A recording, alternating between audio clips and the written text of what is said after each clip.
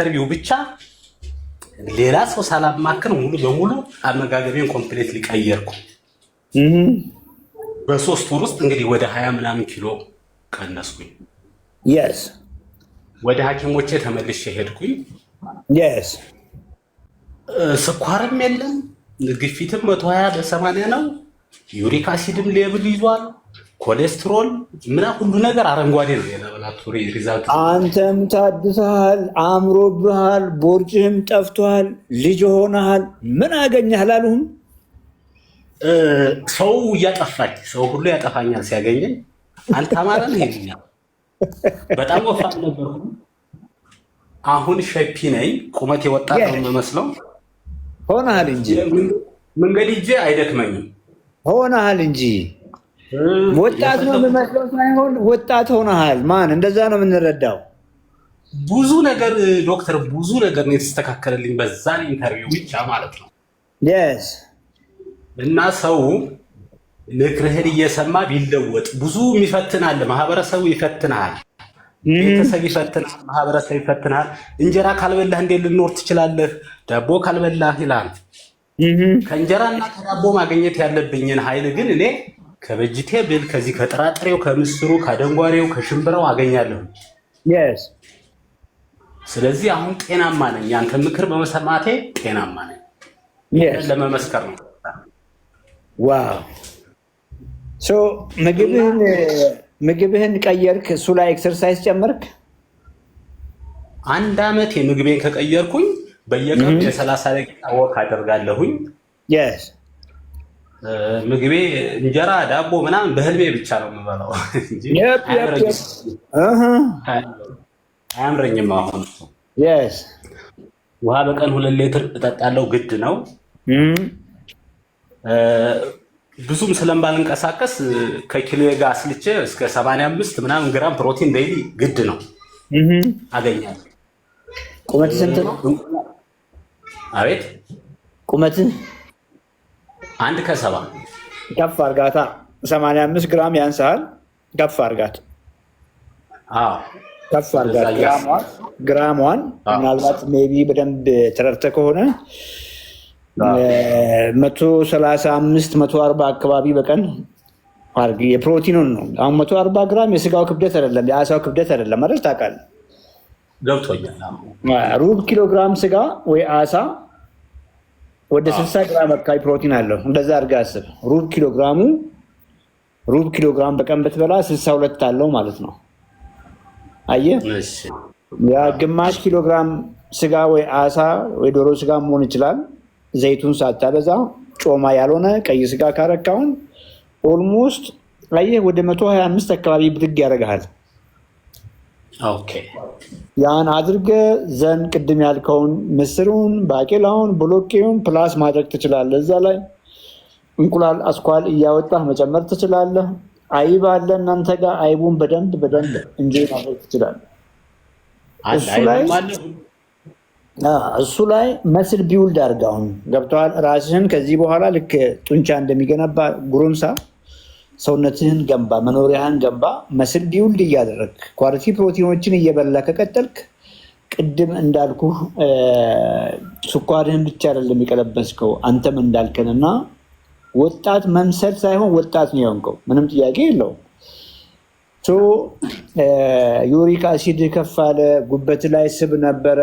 ምንም ጥያቄ የለውም። ካልነገሩም እነግርሃለሁ። ስኳር ነበረ፣ ኮሌስትሮል ኢሹ ነበረ። እንግዲህ አስበው መድኃኒቶች ላይ ነበርክ የምትሆነው ማለት ነው። ቢያንስ 4 5 6 መድኃኒት እየወሰድክ ነው የምትሆነው። ዛሬ እንኳን እቺ አሁን ዛሬ የምናወራትን ነገር የዛን ያችን ሰምተህ ባታደርግ መድኃኒቶች ላይ ነው የምትሆነው።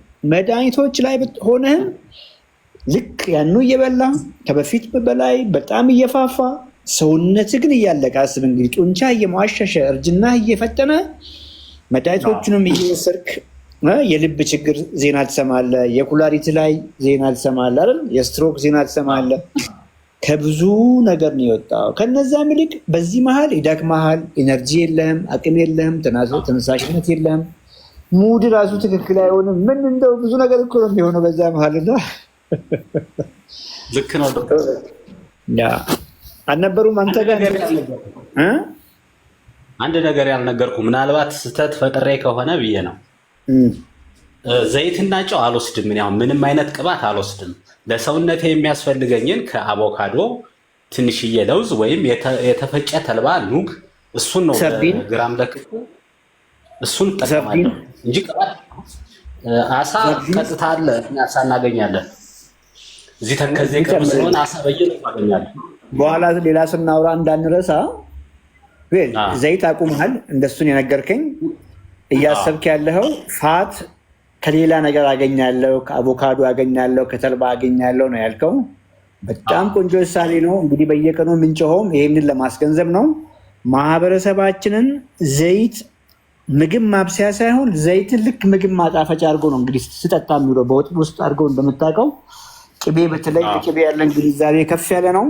ፈጽሞ ሮንግ ነው። ሮንግ መሆኑን የገባ ይሄ በጣም ትክክለኛ እይታ ነው። ግን እነዚህ የፕላንት የኦሜጋዎች ፕላንት እንግዲህ እነዚህ እጽዋት ነው የሚባሉት አሁን ያልካቸው እነ አቮካዶ፣ እነ ሰሊጥ፣ እነ ተልባ ያላቸው ሲድ ኦይል የሚባሉት ማለት ነው። ኦይላቸውን አይደለም ራሳቸውን ነው የማወራው። ፈጽሞ ዘይቱን አይደለም የማወራው፣ ራሳቸው እነዚህ የቅባት እህሎች የሚባሉት እና አቮካዶን ጨምሮ ውስጣቸው ያለው የኦሜጋ 3 አይነት ደካማ ነው ኮንቨርሽኑ። ሰውነታችን የሚጠቀመው እንግዲህ ሜይ ቢ ቴክኒካል ተርሞች ናቸው፣ እነዚህ የሜዲካል ተርሞች ናቸው። ዲኤችኤ እና ኢፒኤ የሚባል ኦሜጋ 3 ነው ሰውነታችን ዩዝ የሚያደርገው። እነዚህ ደግሞ እነ አቮካዶ፣ እነ ተልባ፣ እነ ቺያሲድ ያላቸው የኦሜጋ 3 አይነት ኤኤልኤ የሚባል ነው። ኤኤልኤን ቀጥታ አይጠቀመውም ሰውነት፣ መቀየር አለበት ወደሚያውቀው ወደሚጠቀምበት። ከዚያ ሁሉ አቮካዶ የምታገኘው ኦይል ወይም ተልባ ወይ ቺያሲድ ከ1 እስከ 5% ብቻ ነው ወደዛ የሚቀይረው ነው እያልኩ ያለሁት። እና አኒማሎች ግን የሚገርም ነገር ተአምር በሚባል መልኩ ከነዚሁ አይነት ፕላንቶች በልተው ኦሜጋ 3 ሰርተውልናል። አሳ ሳይሆን የውቅያኖስ አሳዎች። አንተ ጋር በቀላሉ በየሱቁ የሚገኘው ሰርዲን ነው። ሰርዲንህን ቢያንስ በሳምንት 2 ቀን ሰርዲን ማግኘት ከቻልክ ይሄንን ኪክ አረክ ማለት ነው። ሁለተኛ ነገር ደግሞ ቤት ዶሮ የለህም? ዶሮ አታረባም እንዴ? ርካሽ ነው ዶሮ እና እንቁላል እዚህ ርካሽ ነው። እበላለሁ፣ የዶሮ ስጋ ብዙ ጊዜ እበላለሁ። አሁን ስለ ስጋው አይደለም ስለ እንቁላል ነው ላውራህ ያሰብኩት። እና ዶሮዋን ተልባ ብታበላት ወይ ቺያሲድ ብታበላት ወይ ሰሊጥ ብታበላት የምትለው እንቁላል አስኳሉ ውስጥ ያለው የፋት የእንቁላሉ ኳሊቲ ሻላል ይሆናል። የሚገርም ነገር ከውስጥ ያለው ኦሜጋ 3 አንተ በልተ ኦሜጋ 3 ቅድም ያልኩን ማግኘት ይከብዳል ያልኩን፣ ዶሮዋ ግን የቅባት እህል ብናበላቸው ሻል ያለ ኦሜጋ 3 ያለው እንቁላል ይሰጡናል ነው እያልኩ ያለሁት። አሁን ገባህላ? አሳዋ ሁሉም አሳ አይደለም ያልኩ ለዚህ ነው። ቢኮዝ ቅድም እንዳልኩ ኦሜጋ 3 አኒማሎች ናቸው ፕላንቶችን በልቶ የሚሰሯቸው። ዶሮዋም የተሻለ ምግብ ቅድም ያልኩን ብትበላ የተሻለ እንቁላል ስጠናለች ብያለሁ። አሳዎችም የውቅያኖስ አሳዎች አልጂ ተመግበው ነው። አልጂ ከፍተኛ ኦሜጋ አለው። ኦሜጋ ያለው ኦሜጋ ግን ኤኤልኤ የሚባል ነው ልክ እንደነ ተልባ። ሰርዲኖቹ ግን ያንን አልጂ ተመግበው ውቅያኖስ ውስጥ ዲኤችኤ እና ኢፒኤን ሻል ያለ ኦሜጋ 3 ይሰሩልናል ነው እያልኩ ያለሁት። ስለዚህ የውቅያኖስ አሳዎች ነው ያልኩ። ከውቅያኖስ አሳዎችም በቀላል ማግኘት የምችለው ሰርዲን ነው። ከውስጥ ያለውን ዘይት ጭምቅ አድርገህ ብላ። የአበሻ እንቁላል ቅድም ያልኩህን ቢያንስ አንድ አስኳል ወይ አንዷን ከነስኳል ወይ 2ቷን ከነስኳል ማድረግ ትችላለህ። ለምሳሌ 4 እንቁላል የምትበላ ከሆነ 2ቷን ከነስኳል አድርግ። አሁን ሰውነትህም ቆንጆ ነው። 2ቷን ከነስኳል አድርግ። የአበሻ አድርግ። ማን ጨረስከው እኮ በቃ ቀሪ ዘመንህም በፐርፌክት ሄልዝ መኖር ትችላለህ። ሌላው ብዙ ቤተሰብ አለው በዚህ ኬዝ ምክንያት ሳላውቀው ማለት ነው። ብዙ ኬዝ አባቴን አጥቻለሁ፣ ወንድሜን አጥቻለሁ። በዚህ በስኳርና በግፊት ሳይታወቅ ይሄ ኬዝ ሳይመጣ አንተ ሳትመጣ ዶክተር እና አሁን ላይ መሸወድ የለም። ሶሪ ቢኮዝ አንተ ራስን አድነሃል፣ ቤተሰቦችን ትታደጋለህ፣ ልጆች በአንተ መንገድ ያድጋሉ። ገብቶሃል? እንግዲህ በዘር ይተላለፋል እንደምታውቀው፣ ያንን መከላከል አንችልም። ግን አንተ የተለወጥከውን ልጆችን ስታስተምር ልጆች ነገ በስኳር የመያዝ እድላቸው በጣም ቀላል ይሆናል ማለት ነው። ሌላው የሚጨምርልህ ነገር እንግዲህ አሁን ኪሎህንም አምጥተሃል፣ ወገብህል ያለው ፋት ቀንሳል እና አትክልት ብቻ እየበላ ከአሳ ጋር ከስጋ ጋር ፈጽሞ በዚህ መቀጠል የለብህም ነው እያልኩ ያለሁት። በቀን ማግኘት ያለብህን ፕሮቲን ታርጌት ነው እሱ ብያለሁ። የቀን ዶዝ ነው ብያለሁ። በቀን ዶዝ መቼም ሜትፎርሚን ትውጥ አልነበር ብታዘዝልኝ ስኳሩን ትውጥ እኮ ነበር አይደል? ልክ ያቺ ያልኩ 135 ግራም ፕሮቲን የቀን ዶዝ ናት። እሷን ታርጌት እስከመታ ድረስ ከጎን አትክልቶች አሉ፣ ቅድም አውርቻለሁ። ሲደመር አሁን እህሎችንም መፍራት የለብህም ነው እያልኩ ያለሁት። እነ ገብስ በቅንጬ መልክ ሆኖ ቢቀርብልህ ምንም አያደርግህም። ዘይት ቅቤ ብቻ አታርጉ በላቸው እና አጃን መጠቀም ትችላለህ። ቅድም አሁንም ተጨማሪ ማለት ነው። እነ ድንች መጠቀም ትችላለህ። ስኳር ድንች፣ ካሮት፣ ቀይ ስር ገብቶሃል። ፍራፍሬ፣ ምስሩን፣ ባቄላውን፣ ብሎቄውን እንደ ሳይድ ዲሽ ደግሜ የምነግርህ በምክንያት ነው። በቀን ማግኘት ከመተኛት በፊት ዛሬ ታርጌቴ መትቻለሁ ወይ? የምን ታርጌት? በቀን ማግኘት የሚገባን የፕሮቲን ታርጌት አቺቭ አድርጌያለሁ። እሷን መልስ ማታ ማታ ከመተኛት በፊት። ከዚያ በኋላ አትክልቶች ፕላስ ናቸው። ሄልዚ ፋት ቅድም አውርተናቸዋል። እና አቮካዶ ሳይበዙ ቅድም እንዳወራ ነው። እነ ተልባ ሳይበዛ አሁን ቅድም የጨመርኩልህ ሰርዲኖ አለ፣ እንቁላል ያበሻዋል። ዘን እዚህ ካርቦሃይድሬቶችን የግድ ነካ አድርግ ነው እያልኩ ያለሁት። የግድ ያስፈልጓል እነሱ። ምን ያክል ግራም? ምናልባትም እንደ ኤክሰርሳይዝ መጠን በጣም ስፖርት የምሰራ ከሆነ ጡንቻ የምገነባ ከሆነ እስከ 150 ግራም ኔት ካርብ፣ ካልሆነ ግን አቨሬጅ ሰው ልክ እንደማናችንም ኤክሰርሳይዝ ወክ ምናምን ብቻ ቤት ውስጥ የሚሰሩ ኤክሰርሳይዞችን ብቻ የምትሰራ ከሆነ 100 ግራም ኔት ካርቦሃይድሬት ማግኘት አለብን። ምንድነው 100 ግራም ኔት ካርቦሃይድሬት? ለምሳሌ ገብስ ቅንጬ በላህ እንበል። ሩብ ኪሎ ግራም ገብስ ቅንጬ ብትበላ የተቀቀለውን ነው እያልኩ ያለሁት። ቢኮዝ በጥሬው የተቀቀለ ሩብ ኪሎ ብትቀቅል ብዙ ነው የሚወጣው እንደምታውቀው። ከበሰለ በኋላ ሩብ ኪሎ ገምተህ ብትበላ ኦልሞስት ወደ 40 ግራም ኔት ካርብ ይሰጣል። አየህ፣ ሩብ ኪሎ እንኳን ብላ እያልኩ ነው። እሱ እንኳን ያንሳል። አይተህ ከሆነ እንግዲህ ከፍ አድርገን እንኳን ብንገምት ሩብ ኪሎ 50 ግራም ካርቦሃይድሬት ይሰጣል ብለን እናስብ። 50 ግራም አየህ፣ ሩብ ኪሎ ግራም ቅንጬ በልተህ እንኳን ተጨማሪ ቦታ አለ ነው እያልኩ ያለሁት። ወይ አንድ አፕል የምትገኝ ከሆነ ወይ አንድ ሙዝ ወይ አንድ ብርቱካን። እንደዛ ካልሆነ ህይወት አይቀጥልም። ገብቶሃል? እነዚህ ምግቦች እንዴት ደስ እንደሚሉን አስባቸው። ደስ ይሉናል፣ ህይወትን ያቀሉታል። ገብቶሃል? እነሱም ባለመመገብ ደግሞ ብዙ ኒውትረንት እያጣ ነው። ባይዘ ፍራፍሬዎች ውስጥ ብዙ ኒውትረንት አለ፣ ምግብ አለ እንደምታውቀው። እነ ድፍን ምስር፣ ባቄላ፣ ብሎቄ ብዙ ኒውትረንት አላቸው እንደምታውቀው። ጥራልኝ። ሌላ ድንች አትወድም? ድንች እኮ የተቀቀለ ወዳለሁ። ያው ከነልጣጩ ነው የምበላው። ስኳር ድንች በጣም ደስ ይላል። ግን በቃ አንተ አሁን ምን እንደሚባለው ተረት አንዴ ጭራዋን ምንድነው ጭራዋን የተቆረጠች ምን ጊዜ አይሆን ነው ስኳር እያልክ ነው ያለው። አንተ እኮ ሌላ ሰው ነህ። አንተ አሁን የዛኔ ዲያቤቲክ የነበረው ሰውዬ እኮ ሄዷል። ሌላ ሰው እኮ ነህ አንተ አሁን። እንደዛ ፊል አታደርግም አሁን ኮምፕሊትሊ። በጣም እኮ ነው የሚገርመኝ። እኔ ራሴ የሚገርመኝ ሰው የሚገርመው በጣም ትልቅ ለውጥ ነው። ይገርማል። አሁን ያልካቸው ለውጥ ሳይሆን ሌላ ሰው ነህ አንተ። በቃ ያ ሰውዬ የለም ነው እያልኩ ያለሁት። ያ ቦርጫም፣ ያ ለምንም ነገር ተነሳሽነት ያልነበረው፣ ጉበቱ ውስጥ ስብ የተጠቀጠቀው፣ ስኳር የያዘው፣ ዩሪክ አሲዱ ከፍ ያለው፣ ግፊት የያዘው ሰውዬ ሄዷል። በቃ እሱ ያን ሰውነት ሸኝተኸዋል። አሁን የዛሬ ዓመት ነው። አሁን ጉበት ብታይ ንጹህ ጉበት ነው፣ ስብ የለውም ነው እያልኩ ያለሁት። ቪዝራል ፋት የለህም፣ ግፊት ኖርማል ነው፣ ስኳር ኖርማል ነው፣ ዩሪክ አሲድ ኖርማል ነው። የተሻለ ጡንቻ ገንብተሃል ነው እያልኩ ያለሁት። በሌላ ምሳሌ ላስረዳህና 30 ዓመት እድሜ ላይ ሆነ ያን ሁሉ ነገር በልተመች ስኳር ከፍ አለ። አየህ፣ ሰውነትህን እኮ ወደኋላ መልሳል። ቅድም እንዳልከን ሰውነትህን ወደኋላ ስለመለስክ አዘሴም ታይም ደግሞ አሁን የነገርኩ ምግቦች ደግሞ እጅግ ፐርፌክት በመሆናቸው ምን ፈለግክ ታዲያ? አየህ፣ ምግብህንም እንጆ እያደረግ ሰው ደግሞ ከዚህ በላይ አሁን ካለበት በላይ አምሮብህ ኤክሰርሳይዝ ሰራ፣ ጡንቻህን እየገነባ ቀሪ ዘመንን ፐርፌክት አቺቭ ታደርጋለህ። በርታ። ትክክል። አመሰግናለሁ ዶክተር፣ እግዚአብሔር ይስጥልን። 142 ሰዎች ይታዩኛል። እንግዲህ 48 ዓመት ነው እንግዲህ ወደኛው ማህበር መጥተሃል።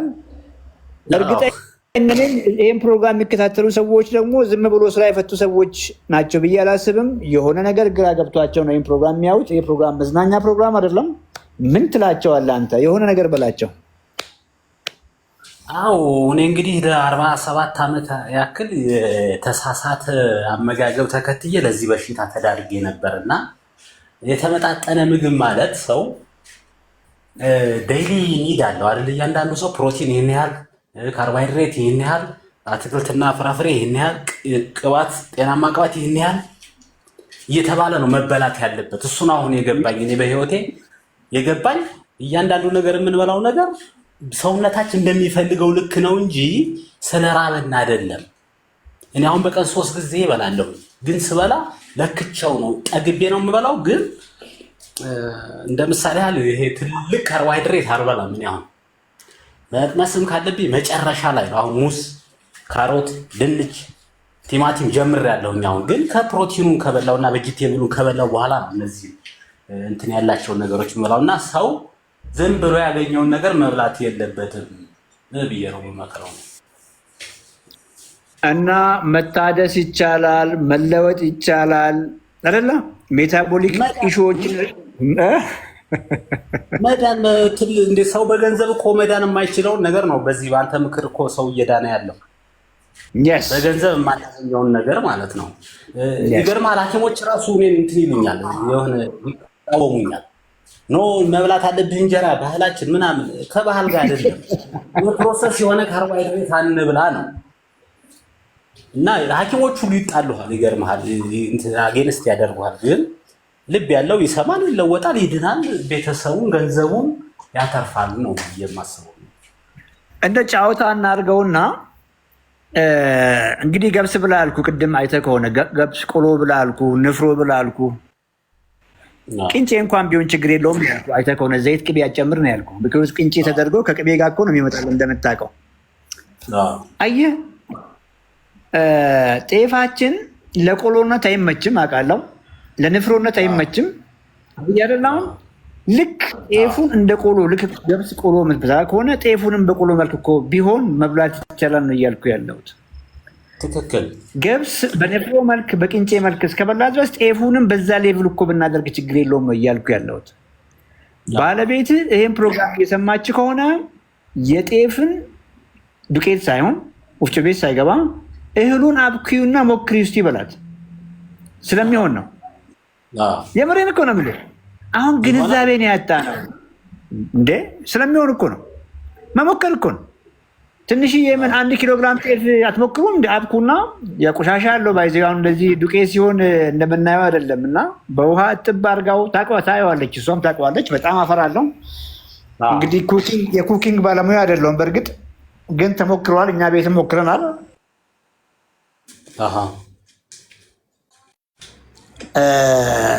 አጃ ሲሰራ አይተሃል አይደለ?